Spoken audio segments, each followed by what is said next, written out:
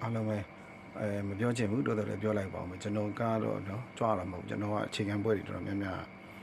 BSc တွေရောအများကြီးယူခဲ့တယ်ပေါ့နော်အခြေခံပွဲတွေ၄ဘက်၅ဘက်ရှိပါတယ်မာစတာတွေ BSc တွေဆိုကျွန်တော်ကဒီမိုးလေဝသနဲ့လည်းပွဲတစ်ခုယူခဲ့တယ်အဲ့တော့အခုလက်ရှိတာဝန်ထမ်းဆောင်နေတဲ့လူတွေလည်းတငယ်ချင်းတွေပါပဲအများစုနော်အကုန်လုံးတငယ်ချင်းတွေပဲညွှန်ချုပ်ကအစညွှန်ချုပ်မျိုးသမီးရတယ်ကျွန်တော်တငယ်ချင်းအားလုံးတငယ်ချင်းတွေပါပဲအဲ့တော့အခုပြောချင်တာကတော့ဒီအခုဒီတခါပြောမှာကဗေဒပညာရရောနက္ခပညာရာရောဒီဆရာကြီးတွေပေါ့ဗေဒပညာရနက္ခပညာရာရောနောက်တစ်ခါမိုးလေဝသ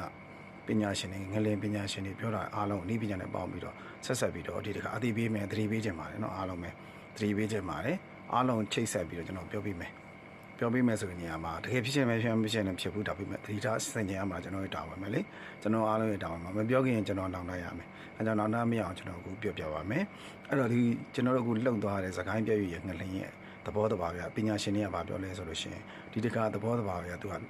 ဒီမြေယူပြော့သွားစေတဲ့ရှွန့်တော်နဲ့ရေတွေထွက်လာစေတယ်ပေါ့နော်ငလင်းတစ်ခုတိုက်ခိုက်မြေနှစ်ခုတိုက်ခိုက်တဲ့အခါမှာတိုက်မိတဲ့အခါမှာဒီလိုမျိုးထွက်လာစေတယ်ဒါကြောင့်ပြောချင်တာမြေပြော့တယ်ပေါ့မြေပြော့တဲ့နေရာတွေပေါ်လာနိုင်တယ်မြေပြော့နေပေါ်လာတယ်အခုအဆောက်အဦအမြေကြီးပြိုကျတယ်ဆိုတာမှာအဆောက်အဦရဲ့ခန္ဓာရင်စကြတွေကအင်ဂျင်နီယာခိုးခဲ့လို့လည်းဖြစ်ကောင်းဖြစ်မယ်ဒါပေမဲ့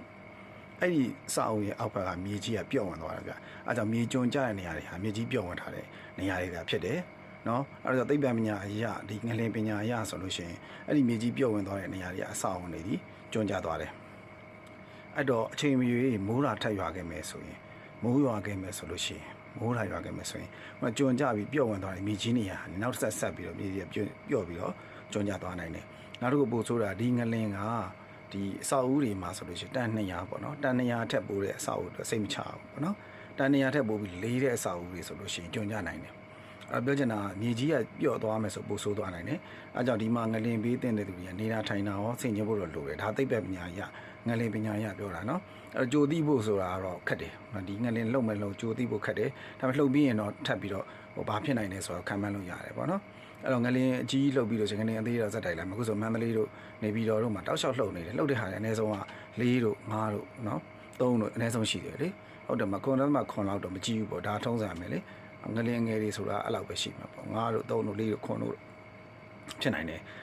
အဲ့တော့ကျွန်တော်အခုဒီမှာမြေကြီးပြော့အောင်မဖြစ်အောင်ဆိုကျွန်တော်မိုးမရွာဘူးလို့တယ်နော်မိုးမရွာဘူးလို့တယ်အဲ့ကျွန်တော်ကမိုးမရွာအောင်ဆူတောင်းရမယ်တော့ထပ်ပြီးတတိပေးချင်တာအခုအိမ်နေမကြုံသေးတဲ့အိမ်တွေမှာနေနေတဲ့သူတွေပေါ့နော်ဆိုလို့ရှိရင်အနေကင်းတဲ့နေရာလေးကိုရှာပြီးတော့ပြောင်းစေခြင်းနဲ့ကိုယ့်မြေကြီးကပြော့လာမပြော့လာအောင်မကျွန်တော်ဆိုလို့ရှိရင်ကျွန်တော်နေတဲ့နေရာဆိုမြေကြီးပြော့တယ်ဟိုတုန်းကစောက်အောင်တယ်ဆိုဒီတိုင်းလဲသွားဘူးတဲ့ဒါမဲ့အခုငလင်းကြီးမားမားလှုပ်မသွားတဲ့ကြောင့်ဆက်နေကြတယ်အဲ့တော့အဆောက်အဦအမြင့်တွေမှာနေတဲ့သူတွေတော့ခုနကကျွန်တော်ပြောချင်တယ်ကွန်ဒိုမှာနေတဲ့သူနဲ့ရိုးအိမ်နဲ့နေတဲ့သူတွေဆိုတော့ရိုးအိမ်ကလူတွေကပို့ပြီးတော့ပေါ့ဖြစ်မယ်ကွန်ဒိုမှာနေတဲ့သူတွေတန်200ထက်ပို့ပြီးတော့လေးမယ်လေဟုတ်တယ်မလားနှစ်ထပ်အိမ်ရိုးအိမ်လောက်ဆိုတန်200လောက်ပဲရှိမယ်အဲ့တော့ဆိုလို့ရှိရင်ကြုံကြဖို့ကနေတယ်ပေါ့နော်အဲ့တော့ကွန်ဒိုအိမ်မှာနေတဲ့ဆိုဝိတ်တွေကအရန်များတယ်စာအုပ်ထပ်မြင့်ကြီးအရန်များတယ်ဆိုလို့ရှိရင်မြေကြီးပျော့ဆင်းသွားတာမျိုးမိုးရွာတာဆိုလို့ရှိရင်ကျွန်းကျသွားနိုင်တယ်အဲ့ဒါကြောင့်မလို့သတိထားပါကိုနေတဲ့အနေအထားကိုကြည့်ပြီးတော့ကိုပေါ့ပြုပြင်ပြောင်းလဲပြီးပြောင်းနေပါဒါတော့အကြံပေးတာပါနေချင်းမနေချင်းနေပါနော်ဒါဖြစ်လာမဖြစ်လာရင်ဘာမှမဖြစ်ဘူးဖြစ်လာခဲ့လို့ရှိရင်ကိုယ့်အတွက်အသက်အနေကိုမိသားစုဝမ်းနဲ့ကြေခွေကြရတယ်လူတွေကနော်အဲ့တော့ကျတော့အခုကမြန်မာပြည်လည်းကန်ခင်းနေတဲ့အချိန်ဖြစ်တဲ့အခါကျတော့ကိုပဲဆင်ခြင်ပြီးကိုဖျားတရားလုပ်ဖို့တော့လိုပါတယ်ကဲဟုတ်ပါပြီဒါကကျွန်တော်ကသိပ္ပံပညာအမြင်ရငလင်ပညာရပြောတာပါအဲ့တော့အဲ့နှစ်ခုဆက်ဆက်ပြောနက္ခတ္တပညာရှင်တွေကတွက်ထားတယ်အခု AB လအတွင်းမှာ၄တိုက်မယ်နှစ်ခါမုံတိုင်းလိုလေးတိုက်မယ်နှစ်ခါတိုက်မယ်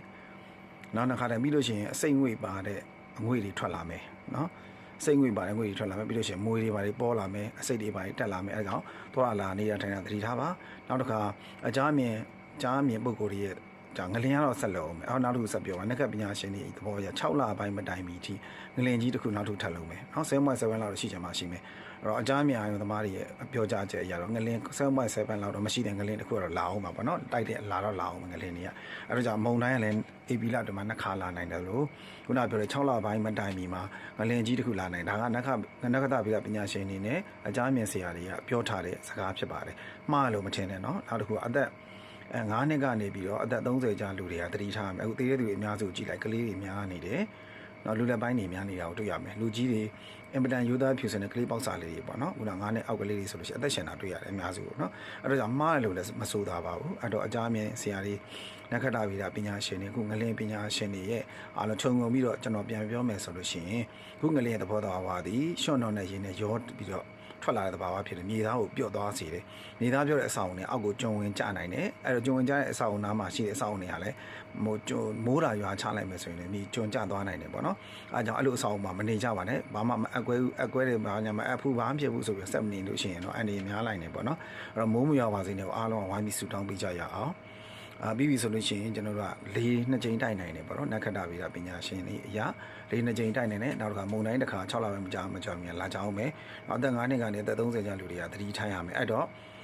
့လောကီအစဉ်အရဆိုရေဒီယာနှစ်ခုကိုပြောကြတယ်ပေါ့ရေဒီယာနှစ်ခုပြောတဲ့အခါမှာကျွန်တော်တို့ကတော့အခုအချိန်မှာဒီအစိမ့်သေးတဲ့သူတွေရဟန်းများနေဆိုတော့ကိုယ်မှလည်းလာပြီးတော့မကောင်းတာတွေလာပြီးစီးနိုင်တယ်ပိုးနိုင်တဲ့အတွက်ကြောင့်အခုဆရာကြီးတွေကညွှန်ကြားထားတဲ့ရှိတယ်တမာညွန့်ပေါ့နော်တမာညွန့်ဆိုအညာဒေတာမှာပေါ့တယ်တမာညွန့်ပြုတ်သူ့စားတဲ့တမာညွန့်ပေါ့နော်ရေးတမာပြောရမှာပေါ့နော်တမာညွန့်10ညွန့်ကို10ညွန့်ကိုဖျားမှတင်မယ်ပြီးလို့ရှိရင်တံမြာသီး10လုံးကိုအိမ်ပေါင်းမှာခြီထားပေါ့နော်ဒါဖျားမှကတ်ထားလည်းရပါတယ်အိမ်ပေါင်းမှာခြီထားတော့ပိုကောင်းတယ်အပုတ်လို့ရှိရင်ပြန်လဲပြီးပါနော်တမာညွန့်ညှို့လို့ရှိရင်ပြန်လုပ်ပြီးပါကဲအဲ့ဒါလေးတွေကိုလည်းလုပ်ပြီးဟာရဒီယာနီးနဲ့ပေါ့နော်ပြီးလို့ရှိရင်ဒီဆီယာမာကြီးတွေညွှန်ကြားထားတာရှိတယ်လေဆီယာမာကြီးတွေညွှန်ကြားထားတာရှိသူပြောရတယ်လည်းမှန်တယ်ပေါ့နော်မှန်တဲ့ခါကျတော့သူပြောရလဲမလွဲမသွေလုပ်တင်တယ်လို့ထင်ပါတယ်အိမ်ပေါဝမှာအိမ်ပေါဝဆိုချမ်းပေါဝပေါ့ချမ်းပေါဝဝင်းပေါမှာဘာလို့ရမလဲဆိုတော့ဒီတောင်မြင်သေးဆိုကျွန်တော်အညာမှာဆိုမှာမြစ်ကောသွားလို့ရှိရင်လို့ရသည်ဆိုပေါ်လာတဲ့လေအဲတဲကိုပြောတာတောင်မြင်သေးအဲတဲကိုမြေအိုးနှလုံးနဲ့ထည့်မယ်အပေါဝတစ်ဖက်စီမှာထားမယ်ပြီးရင်ထုံးဘူးအစ်စ်ပေါ့နော်ထုံးဘူးအစ်စ်နှစ်ဘူးကိုအပုံလှပ်ပြီးတော့ထားပါမယ်အိမ်တွင်းဘက်မှာထားနော်အပြင်ဘက်မှာထားမှာမဟုတ်ပါဘူးနော်အတွင်းဘက်မှာပဲထားပါဒါဆိုလို့ရှိရင်အန်ဒီကင်းနိုင်ပါတယ်အဲကြောင့်အိမ်တွေကဒီရေဒီယာလေးတွေလှုပ်ပေးပါယုံချင်းနေနော်ဖြစ်မလာရင်ဘာမှမဖြစ်ဘူးဖြစ်လာလို့ရှိရင်ကိုယ့်အတွက်ဘာပဲအတားအဆီးရှိမယ်အဲ့တော့တရဏဂုံကိုဆက်မပြတ်ရွတ်ပါတရဏဂုံရွတ်နိုင်သလားရွတ်ပါပြီးလို့ရှိရင်ဂုံတော်တွေကိုပွားနိုင်သလားပွားပါပြီးလို့ရှိရင်ဖောဒလောကဓမိစိတ်တန်ရတာနာကမ္မတိအာသောကံဝိရဇံခေမံပေါ့အဲ့ဒီပဲသက်စစ်ရွတ်ပါနေတိုင်းနော်သက်စစ်ရွတ်ပါရွတ်နိုင်လို့ရှိရင်2ခေါက်ရွတ်ပါနော်သက်စစ်ကို2ခေါက်ရွတ်ပါကျွန်တော်ပြီးတဲ့ကြံညာမှာဗုဒ္ဓကိုဖတ်ရင်အသက်ရှိဓမ္မကိုဖတ်အသက်ရှိတန်ခါကိုဖတ်အသက်ရှိပါတယ်နော်အဲ့တော့ဗုဒ္ဓကတော့ဓမ္မကိုတန်ခါကိုတော့လည်းမမေ့ပါနဲ့မမေ့တော့မပေါ့ဆပါနဲ့နော်ပြီးရင်သူများတွေပြောတယ်လို့ပါအထာနာမေတံဘိခွေပေါ့နော်အဲ့ဒါလည်းရွတ်ပါအသက်ကိုကယ်စီပါတယ်နော်အကောင်းဆုံးကတော့အတူဆုံးနဲ့အရှင်းဆုံးနဲ့အလွယ်ဆုံးကတရဏဂုံမှာရွတ်ပါဗုဒ္ဓသနံသံဓမ္မသံသံဃာသံဃာဒါကိုပဲရွတ်မယ်ဒါကိုတစ်ချိန်ပေါ့ဗုဒ္ဓသံသံဓမ္မသံဃာသံဃာပြီးလို့ရှိရင်တစ်ချိန်လုံးမှတ်ယူမယ်ပေါ့နော်အဲ့တော့ကိုယ့်အသက်စိတ်ဆိုရင်ခမရအသက်50ဆိုရင်50ရွတ်ပေါ့နော်အခေါင်50ရွတ်မယ်မနေ့တစ်ခါညတစ်ခါရွတ်ပူခေါင်းတယ်ပြီးလို့ရှိရင်ဘုရားလောကဓမ္မိဆိုလောကဓာတ်တွေက7ပါးနဲ့တွေ့ကြုံစုံလာတဲ့အခါရဟန္တာရှင်မြတ်တွေတုံ့လို့ချင်းမရှိအဲ့လိုပဲလူလောကမှာရှိလူတွေဟာလည်းလောကဓာတ်တွေကနဲ့7ပါးနဲ့တွေ့ကြုံဆိုရင်တုံ့လို့ချင်းမရှိဘူးဆိုတာမျိုးဖြစ်ရမယ်အဲ့လိုဖြစ်မှလည်းပို့ပြီးလောကပို့ပြီးအဆင်ပြေမယ်ပေါ့နော်အဲ့ဒါကြောင့်မလို့ဟိုဒီနေ့ကျွန်တော်မျှဝေပေးလိုက်တာအရန်အရေးကြီးပါတယ်အားလုံးပြန်လဲမျှဝေပေးပါပြန်လဲမျှဝေယုံချင်းနေပါနော်ငလေးမဖြစ်သေးတဲ့ဒေသတွေမှာလည်းနေတာထိုင်တာတွေကကိုယ်တုံတဲ့နေမှာကိုအဆင်ရှိရလို့မထင်ကြပါနဲ့เนาะအဲ့တော့အန်ဒီရကင်းဖို့ပေးရှင်းဖို့ရည်ကြည်တယ်အခုဆိုလို့ရှိရင်ဥမာကြောက်စဲလိုနေရာမျိုးမှာပြင်းနဲ့နေတဲ့အိမ်တွေကမပြုတ်ဘူးဗျအဲ့လိုမျိုးတွေပေါ့เนาะဟိုဟာပေါ့ပြောရလို့ရှိရင်တော့စတီးနဲ့စောက်တဲ့အိမ်တွေကပြောကြတယ်ပေါ့နော်အဲ့တော့ခင်ဗျအဲ့တော့ရင်တော့လဲမိုခါဖြစ်တော့ကလည်းကျွန်တော်အတွေ့အကြုံရဆိုလေးကနေတိုက်တာရှေ့တော့ပြင်တော့အိမ်တွေကဘာမှမဖြစ်ဘူးနော်စတီးဆွဲရှာနဲ့စောက်တဲ့အိမ်ကအကုန်ပြူကြတာပဲဗျလေးတိုက်တော့လေအဲ့တော့အခုလေရတဲ့2ကြိမ်လောက်လာနိုင်သေးတယ်လို့နက္ခတ္တဗျာပညာရှင်တွေကပြောထားတဲ့အတွက်ကြောင့်သတိထားပါလေရောမူရောလာရင်တော့အန်လေးရှိပါတယ်နော်အဲဒါကြောင့်မလို့ရှေ့တော့အိမ်တွေပြင်တော့အိမ်တွေနဲ့ရှော့ပြီးတော့မထွက်ပါနဲ့နောက်တော့ကတန်း200ပေါ့ခုနပြောသလိုဒီငလင်းရဲ့သဘောတရားကတန်း200အောက်ရှိတဲ့အိမ်တွေမှာနေရင်တော့ပို့ပြီးတော့လုံခြုံစိတ်ချရမယ်ဘဝကိုရရှိမှာပါเนาะအဲ့လိုပဲဖရာတရားတန်ခါကိုလည်းမမေ့ပါနဲ့ပြီးလို့ရှိရင်ခုနပြောတဏ္ဍကိုအမြဲတမ်းညွတ်နေပါအထာဏမေတ္တာဘိက္ခွေကိုလည်းညွတ်နေပါပြီးလို့ရှိရင်ဘုရားလောကဓမ္မေဟိခါတာကိုလည်းသက်စစ်တနေ့2ချိန်လို့ပါเนาะဒီအားလုံးပဲအန်လေးတွေกินကြပါစေအဲ့လိုပဲအခုငလင်ဘေးမှာသွားပြီးတော့အကူညီနေကြတဲ့လူတွေရောကေစိလုပ်နေတဲ့လူတွေလည်းတတိထားကြပါလို့ပြောချင်ပါတယ်ကေစိလိုက်နိုင်ငံခြားအဖွဲ့တွေရောမြန်မာပြည်ကကျွန်တော်တပည့်တွေပေါ့เนาะမိတဲ့ဥစည်းဌာနတပည့်တွေမိသားစုဌာနအကိုကြီးတွေအကိုကြီးတွေညွှန်ချုပ်ကြီးနဲ့အားလုံးကိုကျေးဇူးတင်ပါတယ်ဒါတော့စွမ်းတမန်လုပ်ပေးနေကြတယ်ပေါ့သူအမှန်ပြောရရင်သူတို့ကိုယ်တိုင်နဲ့သူတို့ရဲ့ယုံနေတာပြိုလဲပျက်စီးနေတာနော်အကြရတာပြည်သူတွေလုပ်ပေးတာပါကျေးဇူးတင်ကြပါအားလုံးပဲတော့ဒါမင်းတို့အလုပ်မလို့မဟုတ်စေနာမရှိရင်ဘယ်မှလုပ်လို့မရပါဘူးနော်ဟိုဆင်ကျင်လို့ရပါအဲ့တော့ဘာပဲပြောအားလုံးကိုကျေးဇူးတင်တယ်အဆင်ပြေ